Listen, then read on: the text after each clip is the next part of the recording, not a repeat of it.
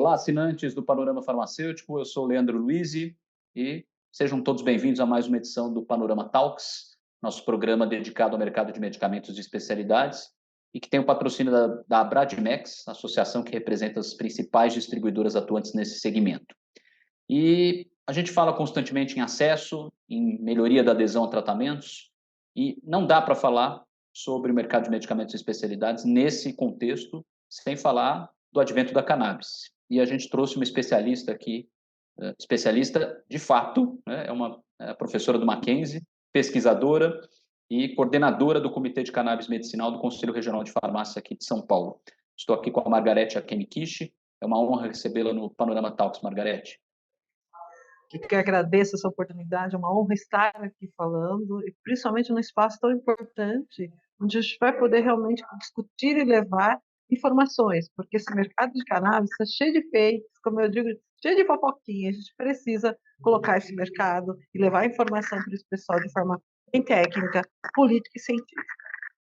Você falou bem no termo, né? Política e científica, né? E eu imagino, Margarete, que assim, claro, esse advento de fake news também tem a relação com os próprios mitos, né, que cercam ainda a cannabis, os tabus, né? De que maneira você que vem acompanhando, né, militando aí nesse segmento, de que maneira isso está sendo trabalhado para, assim, mudar um pouco, descaracterizar essa imagem negativa, digamos assim, da cannabis? Principalmente em 2015, né, que começa esse movimento de maior entrada de produtos de cannabis pelo uso compassivo, uso por compaixão pelas mães de cannabis. Realmente eu tiro o chapéu para as mães que tinham as crianças com as convulsões refratárias, assim por diante, que fazem todo o movimento no cenário político, invadem o Congresso, o Senado, se obriga aí uma criação de uma norma provisória, seria entre aspas, para a importação direta, tá? Leandro, aí abriu a porteira, como eu digo, para o mundo, porque você imagina o número de pessoas. Hoje, dados atuais, nós temos mais de 217 mil que a gente tem catalogado, fora que a gente não tem ideia de habeas corpus e tantos outros processos de utilização de produtos de cannabis. Então, quando se abre essa porteira aí, aparece de tudo. E é como eu falo, cada um no seu quadrado. O uso medicinal não tem nada a ver com o uso social. E, por gentileza, todos os profissionais, a imprensa como um todo, a palavra uso recreativo não é adequada, porque recreativo de recreação, de recreio, né, vai remeter muito à criança, à infância. Então, é uso social. Então, o uso social da cannabis não tem nada a ver com o uso medicamentoso. A planta é a mesma? Sim, a planta, o nome científico cannabis sativa é o mesmo. O problema são origem, certificação de semente, tipo de cultivo e assim por diante. Estou destinada para a rota social ou estou destinada para uso medicamentoso? São essas diferenças, tá? E a partir disso, do que se cria, e é importante de novo esse espaço para poder orientar. Tanto que, dia 20 agora, no dia do farmacêutico, o Conselho lança, o primeiro conselho que lança um folder de informação em parceria com a Anvisa para poder auxiliar o farmacêutico da ponta, para poder auxiliar a população a entender o que é um produto de importação direta, o que é um produto que se registra no Brasil, porque o Brasil, sim, tem uma RDC de registro, tá?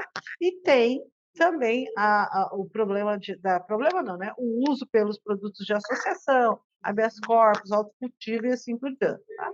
Deixando bem claro, o Brasil sempre pôde registrar medicamento. Eu tenho a Lei 6360 que deixa claro, eu posso registrar algo que tenha pesquisa, que tenha segurança e eficácia. Se eu não provar esse tripé, não vou registrar. Isso não é só para cannabis, é para qualquer coisa, não é? Então, a cannabis é muito diferente. E hoje você tem RDC para medicamento novo, RDC de medicamento específico, que é, aqui declarando o meu total não conflito de interesse, o Sativex lá fora, que é o Mevatil aqui no Brasil, que está registrado, é o primeiro medicamento no mundo e o primeiro medicamento no Brasil, e tem a 327, que permeia um pouco entre a 660 e o registro final de medicamento, que são os produtos de cannabis. E aí que vem toda essa miscelânea. E aí, cuidado com a confusão, porque cigarro não é uma forma farmacêutica, né? Exatamente. Repetindo só o número, Margarete, quantas pessoas hoje se submetendo a tratamento já à base de cannabis? De dados, o que tem de pacientes de importação direta, que é o maior volume, pacientes de associações e pacientes que já compram isso em farmácias, porque nós já temos algumas lá na dispensação, nós temos mais de 217 mil. E aí, eu digo, eu não tenho dados do autocultivo, eu não tenho dados de habeas corpus, então você imagina o volume de pessoas que estão utilizando isso e muitas vezes, a grande maioria, assino e atesta embaixo, a grande maioria sem nenhuma orientação farmacoterapêutica, ou seja, ela tem a prescrição, mas não sabe o que está tomando, interação, reação adversa, uma série de problemas. Então, aí, obviamente, né, entra também o papel de todos os profissionais da cadeia para mudar um pouco esse estigma todo. E falando nesse ambiente regulatório, você falou de todo esse arcabouço, né, de leis e resoluções, mas esse ambiente é plenamente seguro? O que falta para realmente tornar mais previsível e até mais clara toda essa normativa?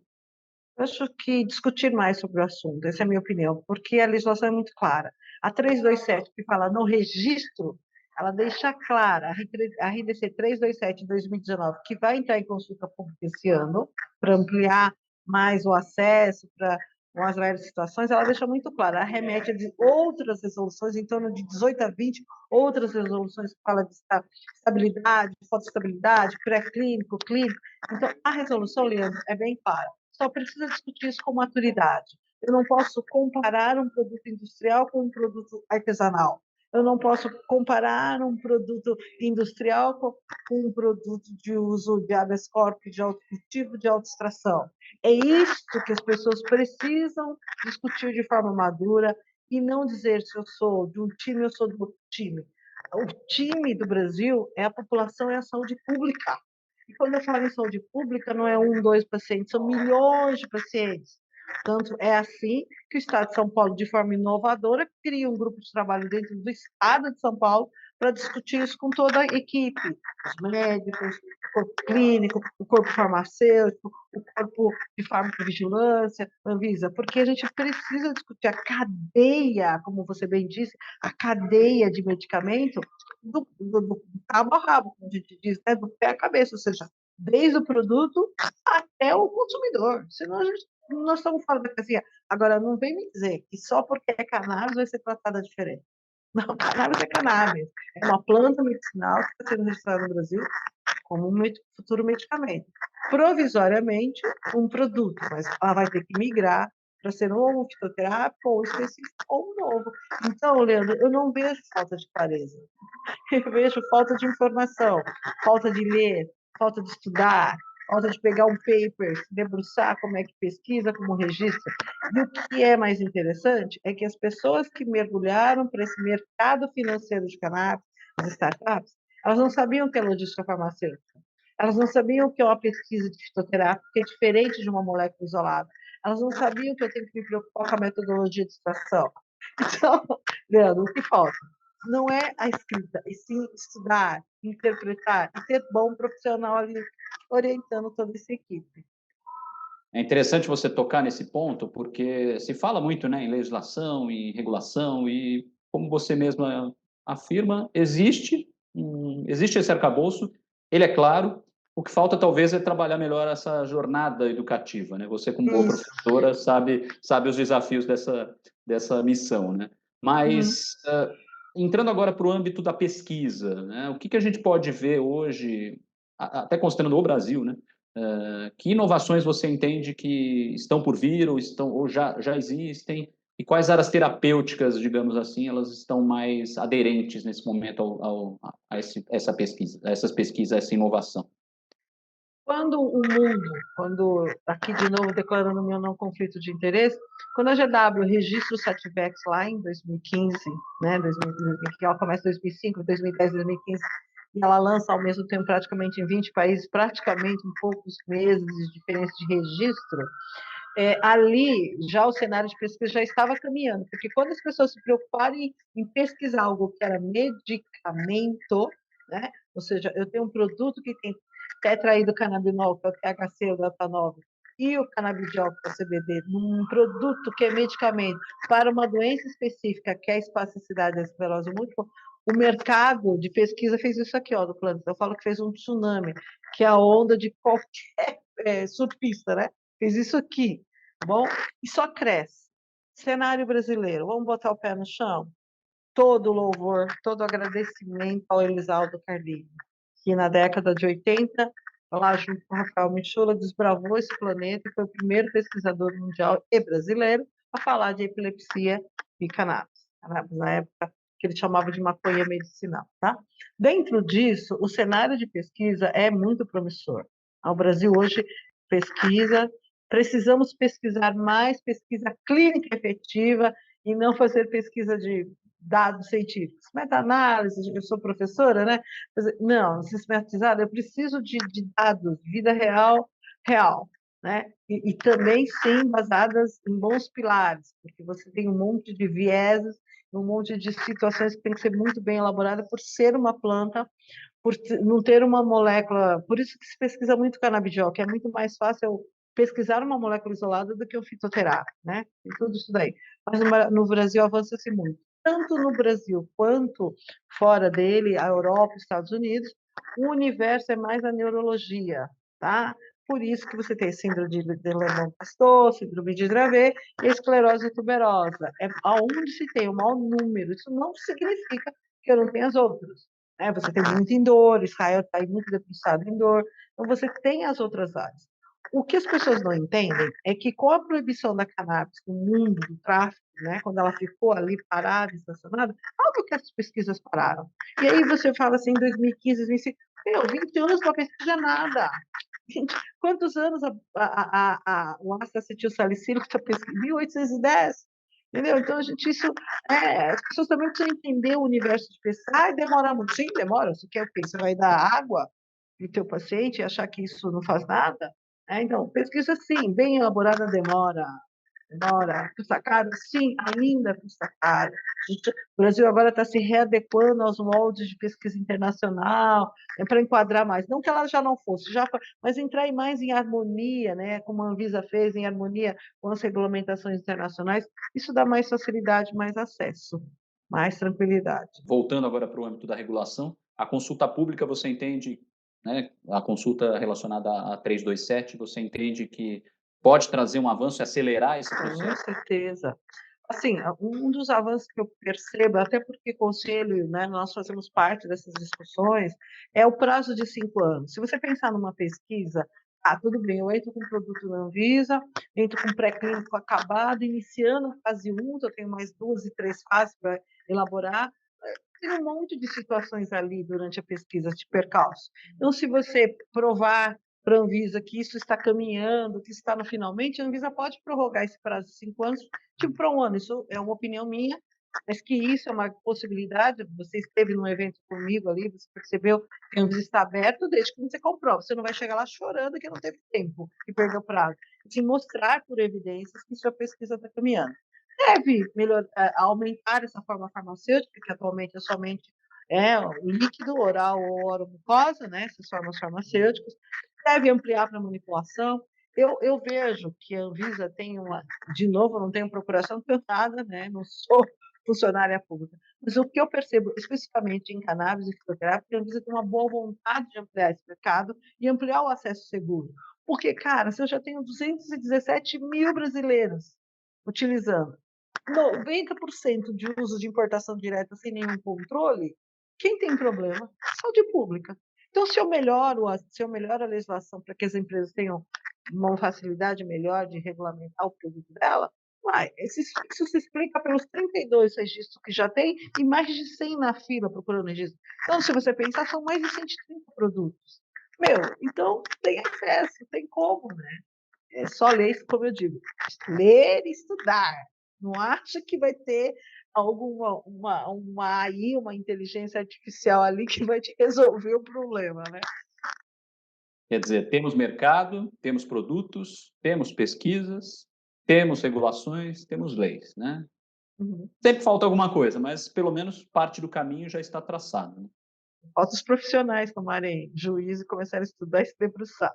É uma discussão, imagino que você, como professora, tenha tenha, né, sido testemunha de discussões sobre o uso do tablet, a digitalização no ambiente escolar. Faltava o professor, né? Faltava o elo final, né? Para ele aceitar a tecnologia como, né, como parte integrante do processo, né? Eu falo, né? Eu sou uma senhora realmente sexagenária. Meus alunos falam assim, nossa, como você não tem nada. Cara, eu falei, se eu quero continuar professora num mercado desse, eu preciso saber usar todos os brinquedinhos que vocês utilizam. Eu tenho uma dificuldade maior, claro, eu não nasci nessa área tecnológica. No entanto, hoje eu tenho espaço.